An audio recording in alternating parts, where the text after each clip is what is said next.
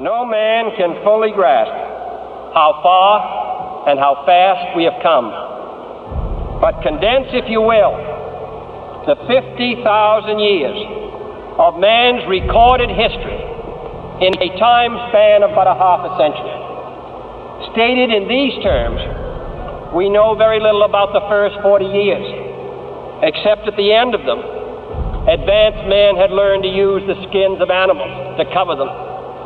Then about 10 years ago, under this standard, man emerged from his caves to construct other kinds of shelter. Only 5 years ago, man learned to write and use a cart with wheels. Christianity began less than 2 years ago. The printing press came this year. And then less than 2 months ago, during this whole 50-year span of human history, the steam engine provided a new source of power. Newton explored the meaning of gravity. Last month, electric lights and telephones and automobiles and airplanes became available.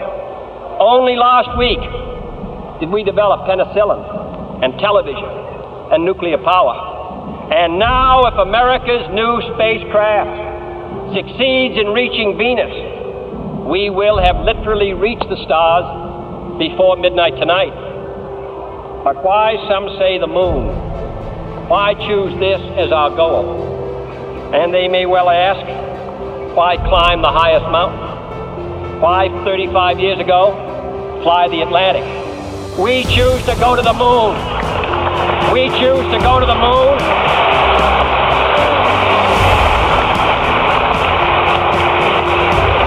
We choose to go to the moon in this decade and do the other things, not because they are easy, but because they are hard. Because that goal will serve to organize and measure the best of our energies and skills. Because that challenge is one that we're willing to accept, one we are unwilling to postpone, and one we intend to win, and the others too.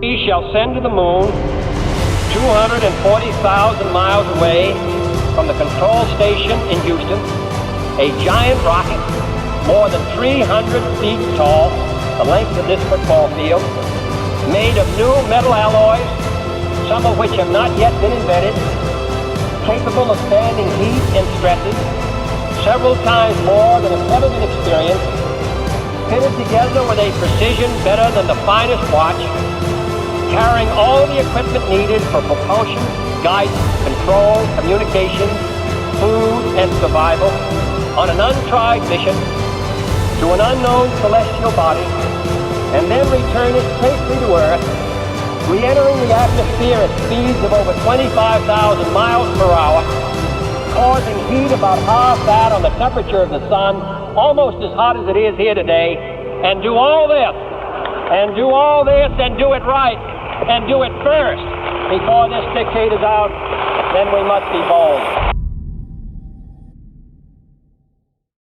Many years ago, the great British explorer George Mallory, who was to die on Mount Everest, was asked why did he want to climb it. He said, because it is there. Well, space is there, and we're going to climb it. And the moon and the planets are there, and new hopes for knowledge and peace are there.